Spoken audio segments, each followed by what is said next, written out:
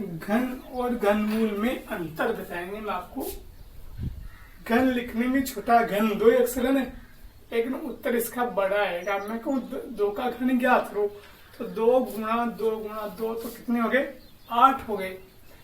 तो छोटे का उत्तर बड़ा आता है। ये बड़ा है देखो, घनमूल 4 अक्षर में, और बड़े का अक्षर छोटा आता है। इसलिए मैं 27, तो 27 का घनमूल कितना आएगा? 3 आएगा। तो आप सब लोग 7 के सब बच्चे पेज नंबर 124 घन एवं घनमूल प्रश्नावली 7.2 का क्वेश्चन नंबर 1 देखेंगे। अभाज्य गुणनखंड विधि द्वारा निम्नलिखित में से प्रत्येक संख्या का घनमूल ज्ञात कीजिए। सबसे पहले 64 है। हम जानते हैं कि सम संख्या में 2 का भाग देते हैं और विषम संख्या में 3, 5, 7, 9 और 11, 13 का भाग देते हैं। तो 2 में 64 में 2 का भाग दिया तो 32, 32 में 2 का भाग दिया तो 16, 16 में 2 का भाग दिया तो 8, 8 में 2 का भाग दिया तो 4, 4 में 2 का भाग दिया तो 2 और 2 में 2 का भाग दिया तो 1। अब हम इसके समूह बनाएंगे 3-3 के, क्योंकि घन और घनमूल में 3-3 के समूह बनाए जाते हैं। तो एक समूह ये बन जाएगा ये, और एक समूह ये बन जाएगा। दोनों को यहाँ लिख देंगे 2 गुणा 2 गुणा 2 गुणा 2 गुणा 2 गुणा 2 समूह हो गए। एक एक समूह से हमने 2-2 लिख दिया, घात क्यूब लिख दी। इसमें से ले लो 2 और इसमें से ले लो 2, 2 गुणा 2 गुणा 4। आप उत्तर की जांच करना चाहें तो आप 4 को 3 बार लिखोगे। 4 गुणा 4 गुणा 4 बराबर कितना आ जाएगा? 64। अगला अभाज्य गुणनखंड करेंगे हम 512 का। 2 का भाग देंगे, आएंगे 5 256। फिर 256 में 2 का भाग देंगे तो आएंगे 128। 128 में 2 का भाग देंगे तो 64। 64 में 2 का भाग देंगे तो 32। 32 में 2 का भाग देंगे तो 16। 16 में 2 का भाग देंगे तो 8।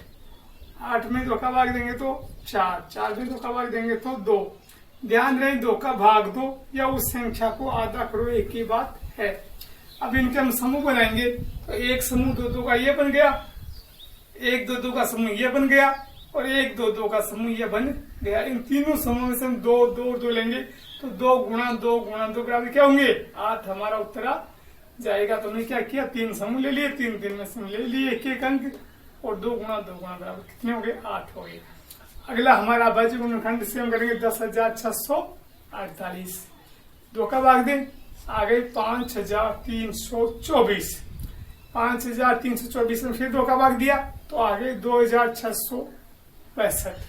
2,662 में अब भाग नहीं जा रहा है क्योंकि विषम संख्या जाएगा तो 3, 5, 7, 9, 11, 13 का जाएगा, लेकिन इसमें 11 का पूरा भाग जा रहा है। 1331 में 11 का भाग दिया तो 121 बार गया, और 121 में 11 का भाग दिया तो कितनी बार गया? 11 बार गया, और 11 में 11 का भाग दिया तो पूरा एक बार चला गया। यहाँ पर 2 समूह बन रहे हैं। पहला 3 का समूह है 2 का और दूसरा 3 का समूह है 11 का। हम जानते हैं कि एक समूह में से हम एक अंक लेते हैं। इस समूह में से ले लिए 2 और इस समूह में से ले लिए 11, और 2 को 11 को गुणा किया तो हमारा उत्तर आ जाएगा 22। है 27,000 का अभाज्य गुणनखंड विधि से हमें घनमूल ज्ञात करना है। तो 27,000 में लास्ट का अंक 0 है, तो इस समय में 2 का भाग देते हैं। 27,000 में 2 का भाग दिया तो आया 13,500। 13,500 में 2 का भाग दिया तो 6,750। 6,750 में 2 का भाग दिया तो 3,375। यहाँ देखेंगे कि अभी ये विषम आ गई है, तो अब इसमें हम देंगे 3 का भाग तो 1,125 बार गया। फिर इसमें 3 का भाग दिया तो 375 बार गया। फिर 3 का भाग दिया तो 125 बार गया। फिर 5 का भाग दिया 125 में तो 25 बार गया। फिर 25 में 5 का भाग दिया तो 5 बार गया। 5 का भाग दिया तो 1 बार। अब हम देख रहे हैं 3-3 के समूह देख रहे हैं।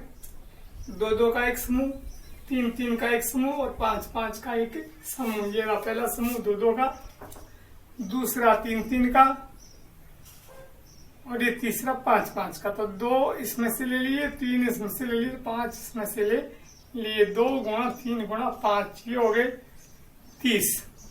यदि आप उत्तर की जांच करना चाहो 30 बराबर 27,000 आ जाएंगे, क्योंकि हम घनमूल पढ़ रहे हैं, घनमूल में उत्तर छोटा होता है। क्वेश्चन नंबर 5, 15,625 ये विषम है और इसमें 3 का भाग नहीं जा रहा, इसमें 5 का भाग ही जा रहा है, तो 5 का भाग दिया तो 3,125 बार गया। 3,125 में 5 का भाग दिया तो 625 बार गया।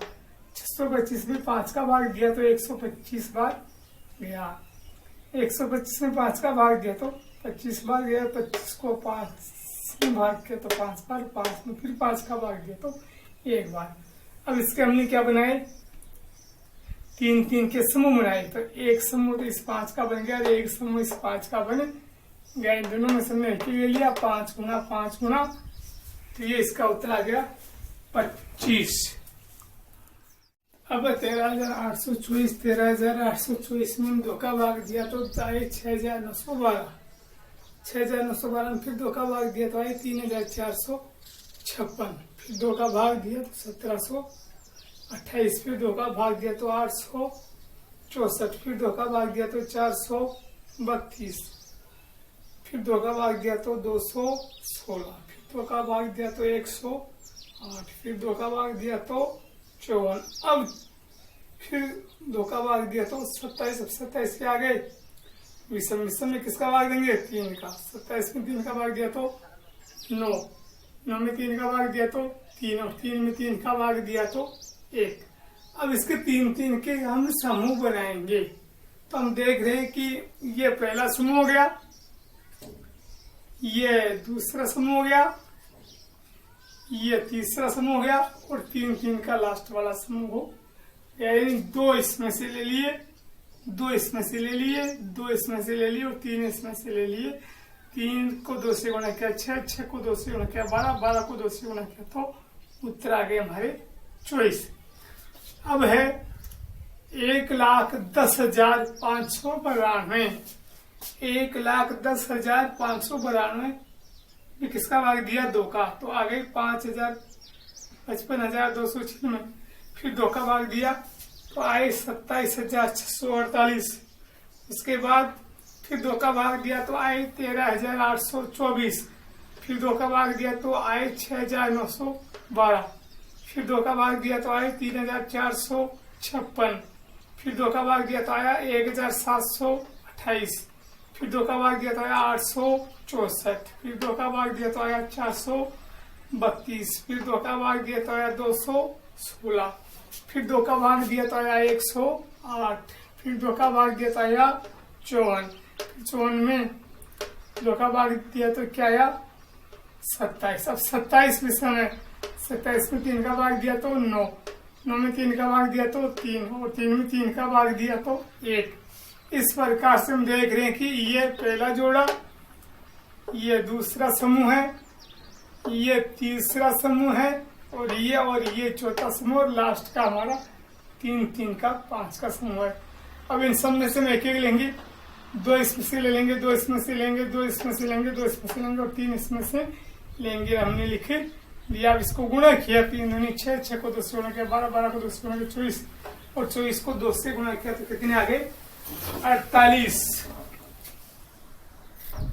23,656 में 2 का भाग दिया तो गया 23,328 बार। फिर 2 का भाग दिया तो गया 11,664 बार। फिर 2 का भाग दिया तो गया 5,832 बार। फिर 2 का भाग दिया तो गया 2,916 बार। फिर 2 का भाग दिया तो गया 1,458 बार।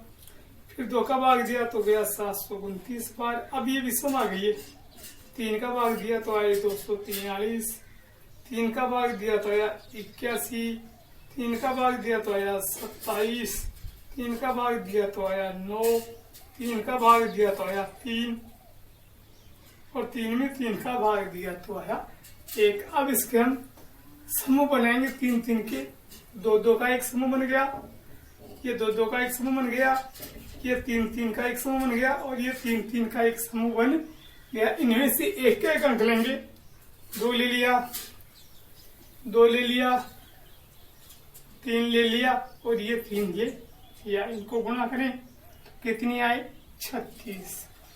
अब क्वेश्चन नंबर 9, 1,75,616 में 2 का भाग दिया तो आई 87,808, 2 का भाग दिया तो 43,904, 2 का भाग दिया तो 21,952, फिर 2 का भाग दिया तो 10,976, फिर 2 का भाग दिया तो 5,488, फिर 2 का भाग दिया तो 2,744, फिर 2 का भाग दिया तो 1,372, फिर 2 का भाग दिया तो 686, फिर 7 का भाग दिया तो 343, फिर 49, 7 का भाग दिया तो 49, 49 में 7 का भाग दिया तो 7, और 7 में 7 का भाग दिया तो 1।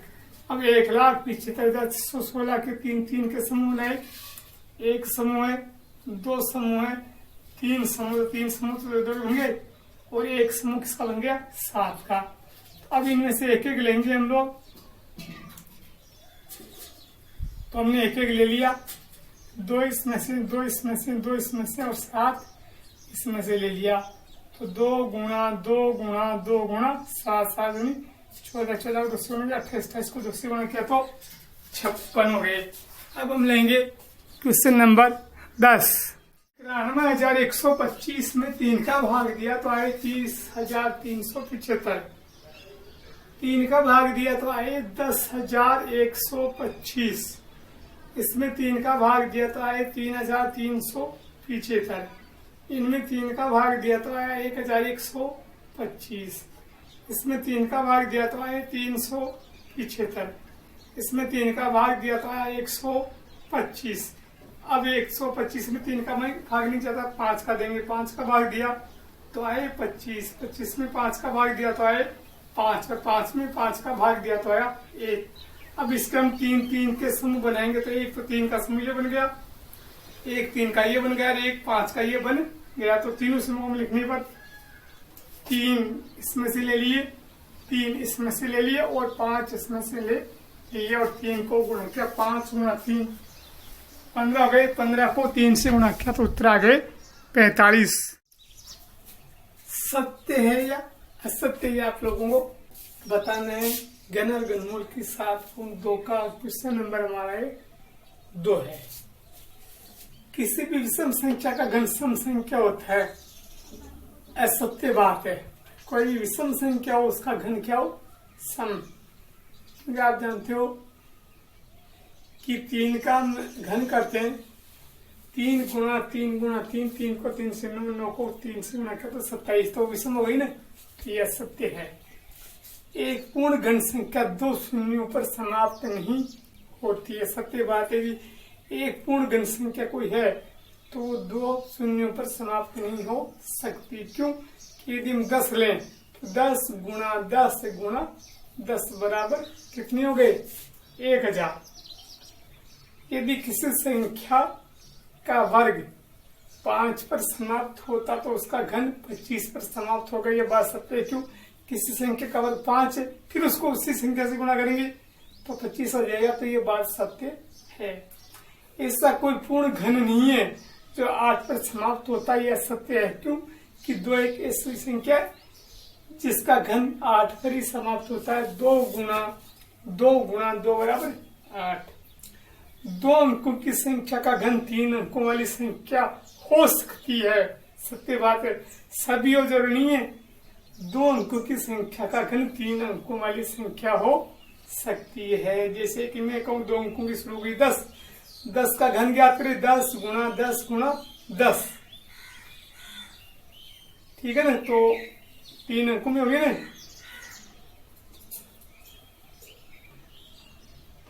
2 अंकों वाली संख्या का घन 7 या अधिक अंकों का हो सकता है। यदि 2 अंकों वाली संख्या है उसका घन हम बड़ी संख्या लेकर घन करेंगे 3 बार गुणा, तो वो 7 अंकों से अधिक हो सकती है। जैसे कि 99 गुणा 99 गुणा 99। 1 अंक वाली संख्या का घन 1 अंक का ही होता है, यह सत्य है। देखो 1 का हम घन करें तो 1 गुणा 1 बराबर 1, 2 का करें 2 गुणा 2 गुणा 2 बराबर 8, 3 का करें 3 गुणा 3 गुणा 3 बराबर 27। तो यह सत्य हो गए ना, क्योंकि सभी एक अंक वाली संख्याओं का घन एक अंक में हो, ये सत्य बात नहीं है। बिना गुणनखंड किए घनमूल निकालने के लिए आपको कुछ संख्याओं के घनमूल आपको याद करने पड़ेंगे कि भाई अंतिम अंक क्या है। वैसे जैसे मैं बताऊं आपको, 1 की घात 3 बराबर 1 गुणा 1 गुणा 1 बराबर 1। अब यदि 8 का घनमूल निकालना 2 की घात 3 होगा, 2 गुणा 2 गुणा 2। 27 का घनमूल 3 गुणा 3 गुणा 3। 64 का 4 गुणा 4 गुणा 4। 125 का होगा 5 गुणा 5 गुणा 5। 216 का होगा 6 गुणा 6 गुणा 6। 343 का होगा 7 गुणा 7 गुणा 7। 512 का होगा 8 गुणा 8 गुणा 8। 729 का होगा 9 गुणा 9 गुणा 9। 1000 का होगा 10 गुणा 10 गुणा 10। इसका लास्ट अंक हम देख लेंगे।